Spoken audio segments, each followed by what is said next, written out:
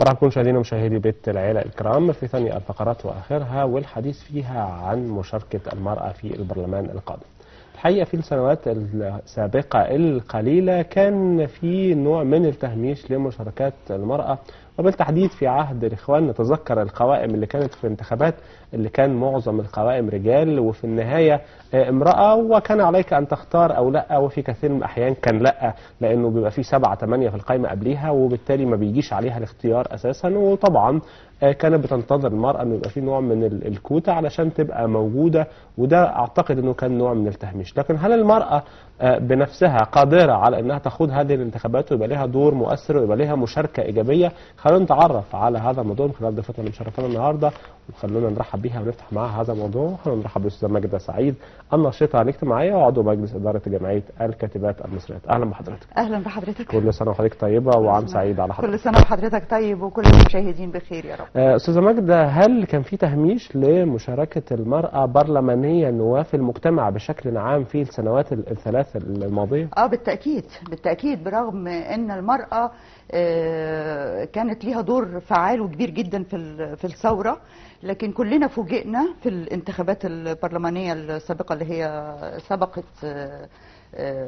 تولي الإخوان. كان يعني مواقعها في القوائم الانتخابية متأخر. ما فيش غير يمكن ائتلاف الثورة، شباب ائتلاف الثورة هو اللي كان حاطط موقع متقدم، لكن الباقي كله كان متأخر، وبتتحط المرأة كديكور للأسف الشديد. ودي برضو بتعكس نظرة المجتمع. يعني احنا ما زالت المرأة برغم كل مشاركتها في الثورة، وأنا بعتبر أن دي كانت ثورة نساء في المقام الأول، لكن يعني المجتمع برضو حرمها من حقوقها ديت، لأن في موائمات سياسية وفي حسابات بتاعت ربح وخسارة، وفي يعني الأحزاب خايفة انه المرأة بسبب النظرة المجتمعية دهيت اللي موجودة بالفعل في المجتمع ما تاخدش اصوات، ولذلك ما بيحطوهاش في القوائم في الترتيبات. طب ما خليني يعني اكلمك من وجهة النظر الاخرى. الانتخابات البرلمانية القادمة على الابواب، ممكن نقول خلي المرأة تدخل فارسة لفارسة، يعني لو قررت انها تترشح بكثافة وقررت الاحزاب انها تضعها على اولويات قوائمها، هل هتحصل على عدد من المقاعد يعتبروا البعض نوع من الاختلاف الكبير في مشاركة المرأة في البرلمان ولا لا؟ هو بدون شك هي لو اتحطت الأحزاب، ده بيتوقف بقى على الأحزاب. احنا هنا بقى عايزين تطبيق فعلي للدستور ولكل أهداف الثورة اللي احنا كنا بننادي بيها، المساواة وتكافؤ الفرص والعدالة الاجتماعية. دي كلها مبادئ من أساسياتها إن مفيش تمييز ما بين فرد وفرد في المجتمع، سواء كان رجل ذكر أو أنثى أو مسيحي أو مسلم، يعني الثنائيات القديمة المعهودة دي اللي احنا دايما بنشوفها. عايزين بقى تطبيق فعلي، ده بيتوقف على الأحزاب. يعني أنا لغاية دلوقتي عمالة أقرأ، هما النهاردة اتحددت الدوائر الانتخابية، وابتدت افتكر الحد هيبقى فيه اعلان بدء فتح باب الترشيحات وكده هو من اللجنه. لكن شايفه بقرا في الصحف، شايفه اسامي مرشحين مثلا عن ائتلاف الجبهه الديمقراطيه، كل الاسامي اللي نازله رجاله. انا مش شايفه اسم ولا واحده سيده موجوده فيها. خليني اكلم حضرتك بوجهه نظر حزب. أنا عاوز أحصل على أكبر عدد من المقاعد، مغامرة غير محسوبة إن أنا أضع كثير من السيدات ومحدش ينتخبهم فأخسر هذه المقاعد. بيفكروا بشكل إيجابي ولا لا؟ لا، مش شكل إيجابي، لأنه في تغيير إلى حد ما في نظرة في المجتمع. وإذا شاف امرأة، وعلى فكرة مش كل الرجالة المرشحين معروفين كمان، يعني هي مش حكاية بقى معرفة ولا مش معرفة ولا حاجة. أسماء كتيرة على المستوى العام مش معروفة، يمكن في الدوائر اللي هم السياسية اللي هم داخلها أو دوائر الأحزاب بتاعتهم معروفين، لكن مش معروفين على المستوى الجماهيري. هو البرلمان القادم أعتقد إنه يعني نسبة اللي هينجحوا الغير معروفين أكتر من المعروفين، لأن الوجوه القديمة الناس خلاص سئمت منهم الحقيقة. بالظبط كده. واحنا يعني بقدر الإمكان يعني عايزين نبعد عن الوجوه القديمة، خصوصا اللي فيها شبهة انها كان نوع من الفساد السياسي او حتى حتى لو لم يطلهم القضاء فالناس عارفه برضه، عارفه مين اللي الشعب كان واعي وقدر يعمل كده يعني. بالظبط كده. انا بيهمني هنا انه يبقى في تركيز اعلامي شويه على المراه وعلى انها ممكن استاذ ماجدة في تركيز. احنا موجودين النهارده عشان نتكلم عن هذا الموضوع، لكن المرأة ممكن تساعد نفسها ازاي؟ هي محتاجة يبقى عندها ايه بخلاف الثقة وفكرة الإيمان بنفسها؟ الفلوس يعني لما يكون اعتقد انه الحد الأقصى للإنفاق على الدعاية الانتخابية 2 مليون. فمين اللي عنده 2 مليون؟ علشان يعني حتى في مش لازم دايما الكفاءة تبقى متوازية مع الإمكانيات المادية. فهنا بقى دور الأحزاب، ويمكن برضو الأحزاب ما عندهاش الإمكانيات المادية الكبيرة، لكن هي في كل الأحوال يعني فرصة المرأة هتبقى في القوائم أكتر من أي حاجة تانية، أكتر من الانتخابات الفردية. لكن لو اتحطت في القوائم في أماكن متقدمة هيديها فرصة، وده يعني هيدي مصداقية للحزب اللي بينادي طول الوقت بالعدالة الاجتماعية وبحقوق المرأة. ليه مفيش حزب سياسي نسائي؟ وبدل ما نقول اصل القائمة فيها 5 رجال و3 سيدات، نقول ان القائمة كلها سيدات لانه الحزب كله سيدات ونزل على قوائمه كلها. ده مثال يعني انا بضربه او فكرة طرحت لبالي. في جمعيات نسائية واتحادات نسائية. انا بتكلم حزب سياسي بالكامل. لا يعني. هو في صعوبة في ده؟ لا، هو اعتقد انه ده يعتبر تمييز. يعني هو الاحزاب لازم تكون شاملة كل طوائف المجتمع، ما تبقاش مقيدة على فئة دون غيرها. الحزب هو الوحيد اللي قادر بالدفع للمرأة حتى من خلال الصفوف القيادية بتاعته. يعني المرأة لما بتاخد منصب قيادي داخل الحزب تثبت جدارتها بالفعل. هو حزب دستور رئيسته امرأة يعني يعني ده مثال. وفي احزاب كتير كانت ليها دور. انا كنت في حزب الجبهة الديمقراطية في فترة من الفترات، وكنا مجموعة من السيدات واخدين مراكز قيادية الى حد ما، بس يعني الظروف ما سمحتش بالاستمرار. لكن يعني عايزين نشوف بقى عشان نقول بخلاف الفلوس ايه؟ فلوس. هقول لحضرتك يعني احنا عايزين لو الستات او المرأة بصفة عامة آمنت بإمكانية المرأة اللي زيها انها تقدر تمثلها سياسيا، فاكيد هو بعد ما المرأة بقت وزيرة وقاضية وما الى ذلك محتاجة ايه تاني عشان تؤمن؟ ما دي يعني في مرحلة قبل كده، لان كان المجتمع مهيأ لده. يعني احنا من ايام عبد الناصر كان في دفع بالمرأة الى البرلمان، وكان في تعيينات للمرأة، ولذلك انا دايما بأيد فكرة التمييز الايجابي للمرأة.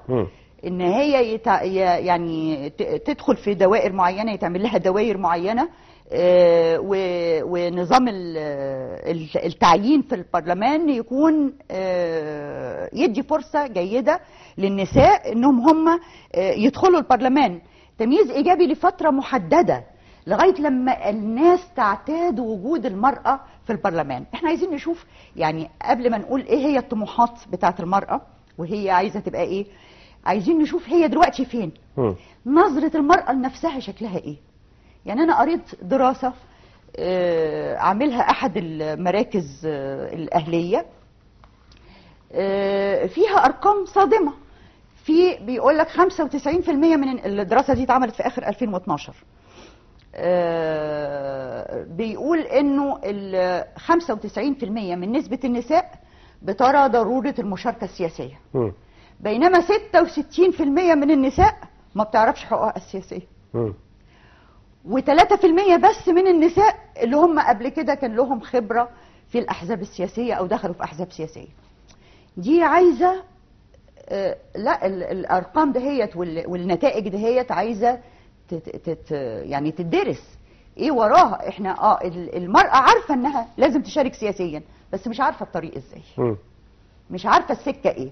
عشان تشارك سياسيا يبقى لازم تخش أحزاب. السؤال لو حضرتك قدامك 2 مرشحين رجل وامرأة، هتنتخبي هذا الشخص عشان برنامجه ولا هتنتخبيه عشان رجل ولا امرأة؟ لا عشان برنامجه. طيب. طب ومين اللي قال ان المرأة مش هتعمل برنامج كويس؟ ما انا بتكلم يعني عنصر المنافسة هيبقى متاح وموجود وهيتيح للناس ان هم يختاروا المرأة لو كان عندها برنامج قوي، لو كان عندها فكرة اقوى، لو كان عندها رغبة في التغيير. طبعا مبدأ الكفاءة.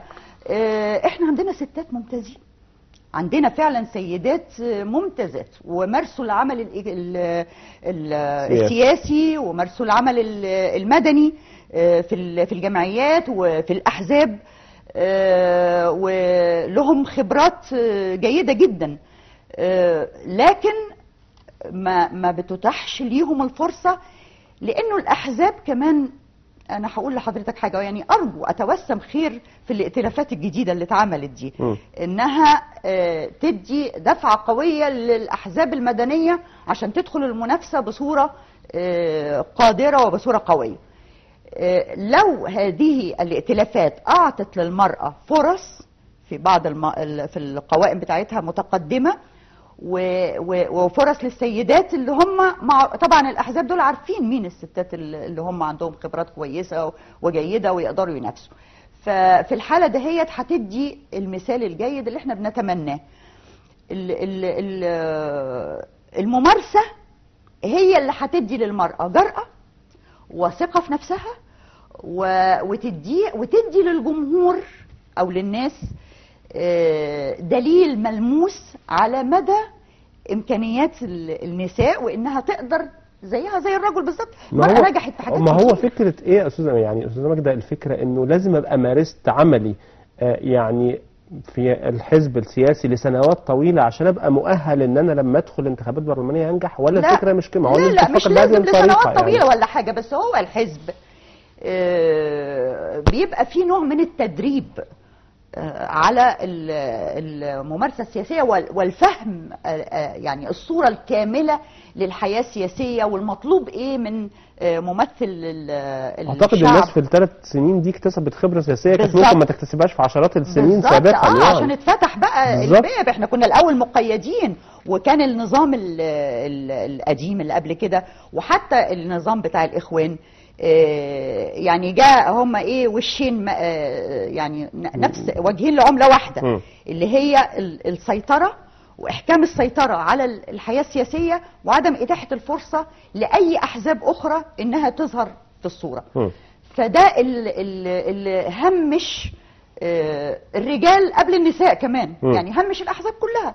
فالاحزاب كلها كان صورتها سيئة ودورها هامشي، ولذلك شاعت كلمة الأحزاب الورقية. احنا عايزين بقى نتخلص من المسميات دهيت ومن الكلام ده، والإعلام لازم يتوقف عن ده، وإلا هنفضل في جاب وفي فجوة بتاعت عدم ثقة ما بين الجمهور وما بين هذه الأحزاب. طب خلينا نتكلم في الواقع، يعني في هذه الأيام هل في أحزاب مؤثرة احنا عارفينها وعارفين برامجها وعارفين ممكن تقدم ايه وعندنا ثقة في ان احنا ننتخب أفراد على قوائمها؟ يعني الموضوع ده موجود يا أستاذ ماجدة ولا لا؟ هو لا بصراحة طبعا، يعني في أحزاب كتيرة جدا طلعت. ما هي دي المشكلة، إنه كل واحد احنا عايزين نتخلص شوية من الفردية والأنانية في سلوكياتنا في العمل العام. عايزين نبص لمصلحة مصر، لمصلحة البلد. يعني كل واحد يتخلى شوية، وهو برضو هيبقى في الضوء وفي الصورة لو عمل بجد وباجتهاد لمصلحة البلد. وده سبب أحد أسباب إحجام الناس عن الدخول في الأحزاب، لأنهم بيشوفوا اللي بيتكتب إيه عن الصراعات اللي بتحصل وعن الرموز الكبيرة والمشرفة. ونعمل ائتلاف يقعد أسبوع وبعدين نختلف، يعني ننسحب من الائتلافات عشان مفيش أسس. مفيش أسس. هي الائتلافات عادة بتقوم عشان المصلحة، مصلحة الانتخابات. لكن في نفس الوقت عشان احنا طالعين من مرحلة خطيرة ومرحلة صعبة، ومرحلة الثورة دايما المفروض انها تحدث تغيير، مش تفضل على قديمه. فلابد ان احنا نبص شوية لمصلحة البلد. هو ليه الناس شايفة ان مصلحتها الفردية متعارضة مع مصلحة البلد؟ ما لو انا عملت بجد واجتهدت وعملت اللي عليا وحصلت يعني على مبتغاية من حياتي، المجتمع كله هيتغير للأحسن. طب ليه الناس بتفكر بمعزل انه انا انجح والمجتمع احنا ما تعودناش كمصريين نشتغل التيم وارك، عمل الجماعة وعمل الفريق. ما تعودناش على ده، ولذلك ده بيتجلى في حاجات كتير، حتى في العمل العادي، في الشغل العادي. تلقى كل واحد عاوز هو اللي يبرز وهو احسن واحد، يعني كأنه لو في حد تاني كويس الدنيا مش هتسحهم الاتنين سوا. فالمفروض انه يبقى الجميع يعني تبقى نظرتهم اوسع وابعد لمصلحة البلد. المجال متسع للجميع، متسع لتفوق الكل. مش معنى ان في واحد، يعني ما ينفعش واحد بس، ما ينفعش حزب واحد بس، ما ينفعش شخص واحد بس، ما ينفعش بس رئيس الحزب هو اللي يبقى كويس. لازم يبقى المجموع يشتغل، هو ده اللي هيخليهم يبقوا فعلا لهم قيمة ولهم تواجد في الساحة السياسية. عارف حضرتك مع الفرق في التشبيه، فرق الكورة او الناس في الامتحانات لما بتعمل معسكر وتستعد علشان مش هاخد الدوري او مش هنجح السنه دي او مش هجيب المجموع، لكن محتاج بعد سنه او سنتين وثلاثه. ازاي ممكن ده يحصل مع المراه؟ ازاي ممكن نقول مش الدوره البرلمانيه دي، طب بنفكر في القادمه بس نستعد بجد، عشان لما تيجي القادمه ما نقولش لا طب هنفكر في اللي بعديها، لا ما احنا عندنا يعني قافلين على نفسنا وبنستعد وبنتثقف وبنجهز فريق متكامل وبنجتمع وبنشوف ايه النواقص اللي عندنا علشان لما يبقى في برلمان مثلا البرلمان القادم يبقى المرأة مستعدة للمشاركة ند مع الرجل وتقدر تنافس على كل المقاعد. هو المفروض طبعا يعني يبقى في عمل حرفي او احترافي اكتر داخل الاحزاب. العملية مش عملية شو اعلامي واطلع في التلفزيون اقعد اكر اهداف الثوره واحنا هنعمل على كده، واحنا كلنا دلوقتي عارفين المشاكل بتاعت البلد، بس مش عارفين نحققها ازاي. ايوه الاليات ايه. ودي عايزه تدريبات وعايزه دورات تدريبيه وعايزه ناس محترفين يجوا يدربوا الناس بتوع الاحزاب دول. يعني ومش عيب ان حضرتك تبقي شخصيه مرموقه لكن عايزه تدربي سياسيا وتحترفي هذا العمل وتعرفيه بشكل انا دخلت في دورات تدريبيه طبعا كتير جدا من خلال حزب الجبهه الديمقراطيه لما كان قبل ما يعمل الاندماج مع المصريين الاحرار. كان بيتيح الفرصه لدورات كتيره جدا وبيجي لنا ناس متخصصين وخبراء.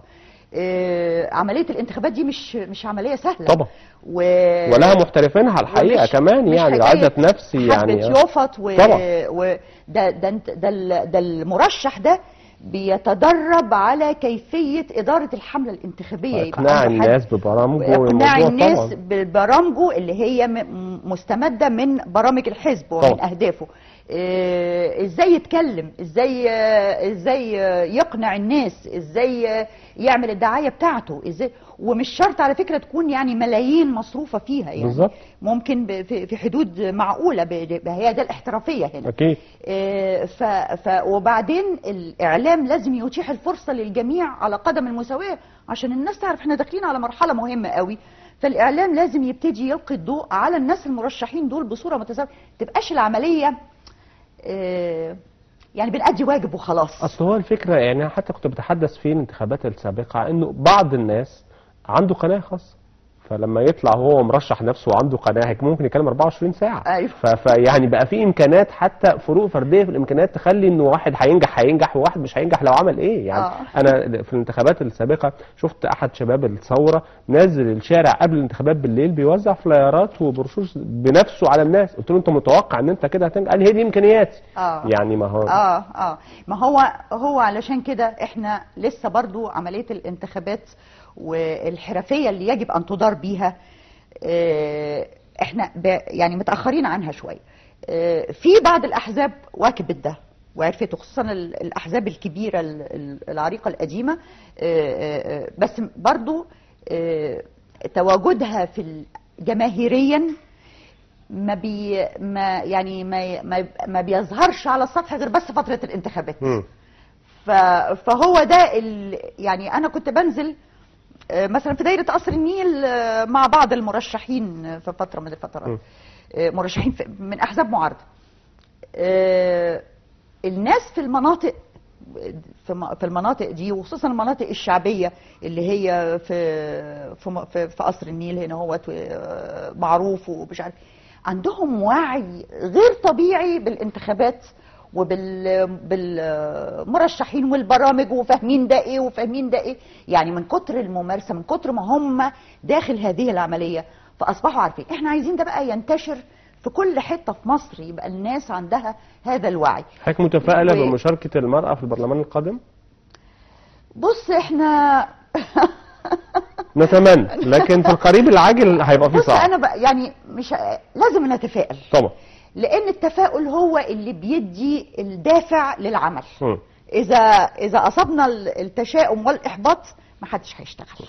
نتمنى انه يبقى في دور للمرأة، يعني عايزين يبقى في دور للمرأة، وبرجو انه يكون في اللي بنقول عليه التمييز الايجابي، اللي هو حسب الاتفاقيات اللي وقعت عليها مصر، خاصة اتفاقية السيداو، يبقى لدورة او دورتين برلمانيتين عشان الناس تعتاد صورة المرأة وايجابيتها وعملها، ومن هنا يبتدوا يحكموا عليها، يدوها اصواتهم بعد كده ولا لا. الوقت مر معاكي سريعا، لكن سعدنا جدا بوجودك. ان شاء الله بينا لقاءات قادمه ونقدر نقيم الدور اللي قامت بيه المراه في البرلمان يا رب باذن الله، وبتمنى يعني توفيق للجميع باذن الله. شكرا لحضرتك استاذه ماجده سعيد، النشطه الاجتماعيه وعضو مجلس اداره جمعيه الكاتبات المصريات. نراك على خير وقريب. شكرا لحضرتك. شكرا لحضرتك، وشكرا لكل مشاهدينا ومشاهدي بيت العيله لحسن متابعه حلقه النهارده. غدا باذن الله تعالى في مثل هذا الموعد لقاء متجدد، انتظرونا وتصبحوا على خير.